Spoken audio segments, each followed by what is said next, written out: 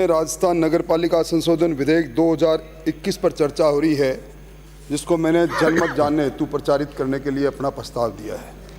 और मुझे अफसोस इस बात की है कि इसको जो पायलट कर रहे हैं मंत्री महोदय, वो इतने मशगूल है, उन्हें कोई चिंता नहीं कि उनके द्वारा रखे गए प्रस्ताव पर आज ये विधानसभा चर्चा कर रही है। सबसे पहले तो आप उनको कहो। सभापति महोदय, अभी मुझसे पहले सांगानेर से आने वाले मान्य सदस्य ने जो बात कही, उस बात में मैं एक बात पर तो इत्तेफाक करता हूं कि हमारे संसदीय कार्य मंत्री, स्वायत्त शासन मंत्री निश्चित तौर पर स्थानीय निकायों का इंसाइक्लोपीडिया है, पर इनका जो स्वभाव है मूल रूप से इस डेमोक्रेसी के अंदर कुछ लोग स्वाभाविक तौर पर ऑटोक्रेट स्वभाव के होते हैं। लोकतंत्र में नहीं, सभापति या तो मैं बंद कर दूं या इनको कहिए, ये कोई तरीका थोड़ी हो सभापति महोदय। मैं यहाँ के धरना पर बैठता हूँ, नहीं हमारा अपमान हो रहा है। आप बात करने इतना ही है तो आप जाके बात करो ना। ये क्या बात हुई? मत चल, इनको भेजिए आप अर्धा खड़ा से आने वाले मान्य सदस्यों को अपनी सीट पर। तो हम बात भी आपसे पूछ के करें। वाह, खूब। तो सभापति महोदय, मैं पुनः अपनी बात को प्रारंभ कर रहा हूं। मैंने राजस्थान नगरपालिका संशोधन विधेयक 2020-21 को मंत्री महोदय जनमत जानने के लिए इसलिए प्रचारित किया है कि इस विधेयक के माध्यम से आप जो सत्ता का बेजा इस्तेमाल करने का अधिकार ले रहे हो आज इस सदन से, और ये नगरपालिका अधिनियम 2009 इसकी अगर पैदाइश हुई तो संविधान के 73वें और 74वें संशोधन के माध्यम से स्थानीय निकायों को और पंचायत राज संस्थाओं के विकेंद्रीकरण का जो युग प्रारंभ हुआ था, उस युग के अंदर सभापति महोदय ये भी तय हुआ था कि ये सारी स्थानीय निकाय, ये लोग सरकार के आगे मोहताज नहीं हो अपने पैसों के लिए, अपने वित्तीय संसाधनों के लिए। इसलिए वित्त आयोग बनाने का भी इसी के अंदर प्रावधान हुआ था। आज राजस्थान के अंदर मंत्री महोदय आप संशोधन लेके आ रहे हैं, और संशोधन के मूल में आप कुछ लोगों को, जो निश्चित तौर पर आपके पसंदीदा लोग होंगे, क्योंकि अध्यक्ष महोदय नगरपालिका अधिनियम 2009 में ये जो नॉमिनेट करने का अधिकार पार्षदों को बिना चुनाव के है, वो सरकार के पास है। आप पार्षदों की संख्या नॉमिनेट करने वालों की दुगनी कर रहे हैं, पर यह तो बताएं आप कि इन नगरपालिकाओं को जो राज्य वित्त आयोग के माध्यम से जो राशि मिलती है, अब कौन सा वित्त आयोग है जिसकी सिफारिश पर इन नगरपालिकाओं और स्थानीय निकायों को, नगर निगम को, नगर परिषद को पैसा मिलेगा? आपने छठे वित्त आयोग का गठन नहीं किया है। मैं निवेदन करना चाहूंगा, ये जो आपकी अदा है, आपकी अदा से मैं कायल भी हूं, इंसाइक्लोपीडिया भी आप हो, पर स्वाभाविक रूप से स्वभाव में डेमोक्रेसी आपके आसपास नहीं है। अधिकारों का बेजा इस्तेमाल करना इस राजस्थान की हुकूमत में अगर कोई जानता है तो एक ही व्यक्ति जानता है, वो है शांति जी धारीवाल। मैं समझता हूं कि आपने इस नगरपालिका अधिनियम 2009 के साथ जो किया है, मैं दूसरा शब्द इस्तेमाल नहीं करना चाहता, पर आपने इसको नखहीन और दंतहीन कर दिया।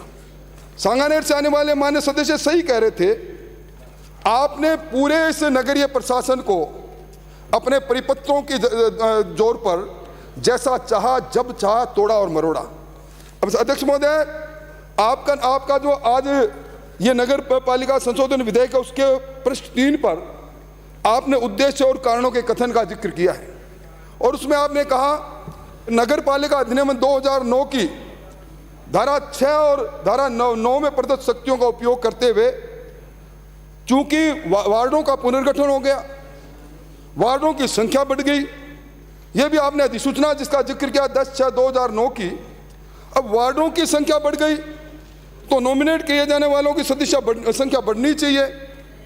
नगर पालिका के अंदर 3 से पहले नामजद हुआ करते तो 6 होना चाहिए, नगर परिषद के अंदर 4 की जगह 8 होने चाहिए, और नगर निगम के अंदर 6 की जगह 12 होना चाहिए।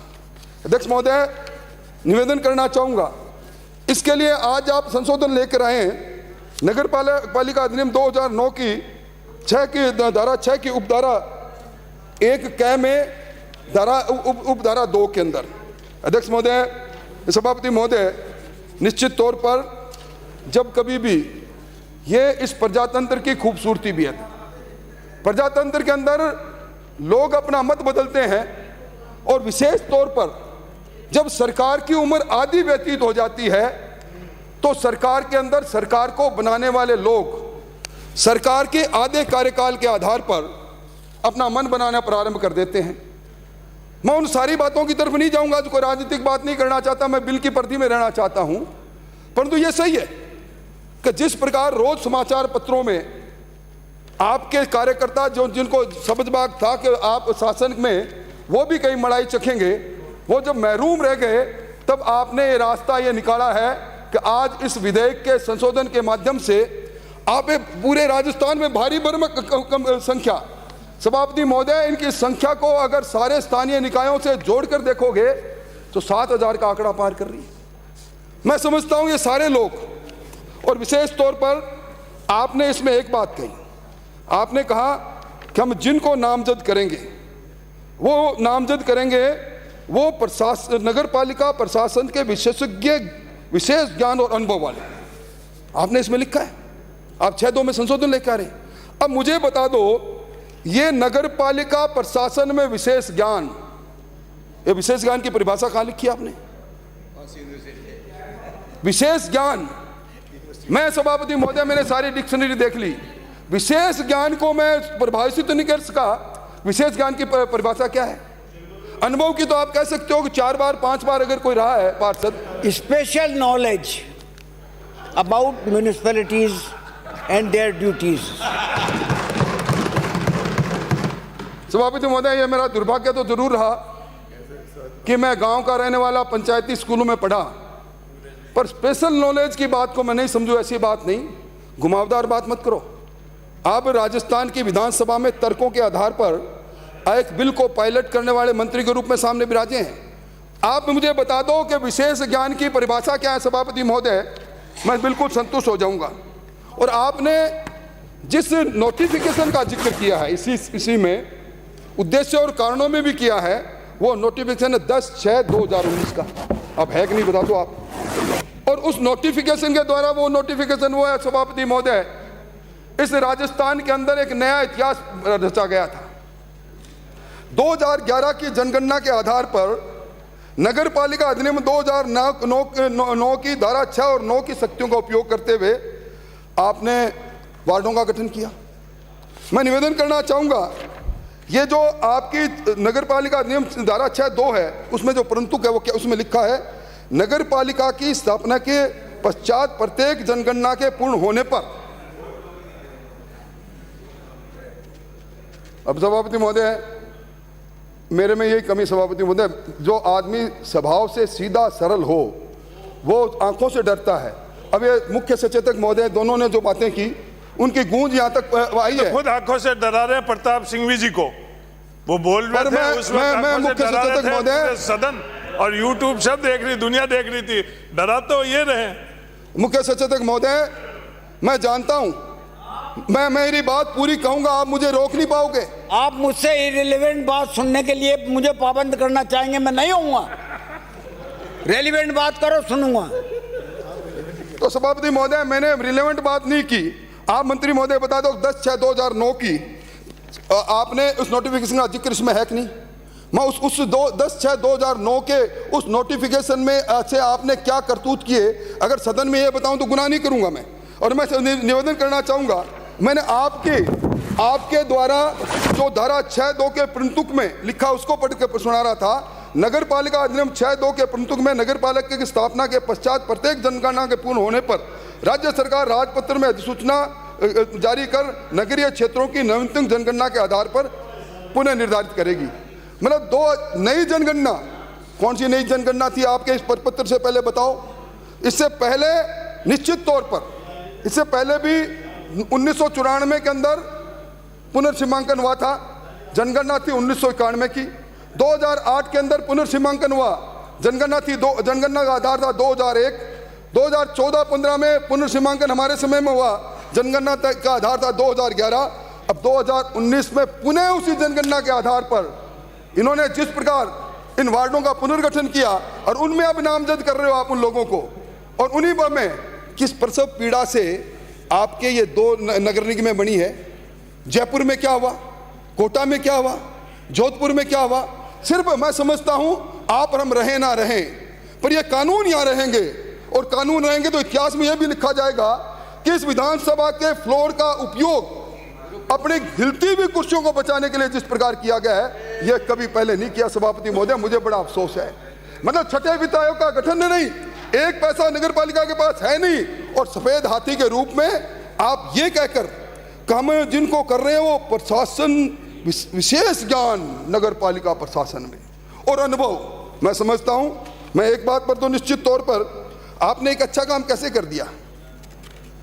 मैं समझता हूं सभापति महोदय, कई बार अनजाने में अच्छा काम हो जाता है और उसकी प्रशंसा करनी चाहिए। दिव्यांग को आपने नामजद करने में सम्मिलित करने का काम किया।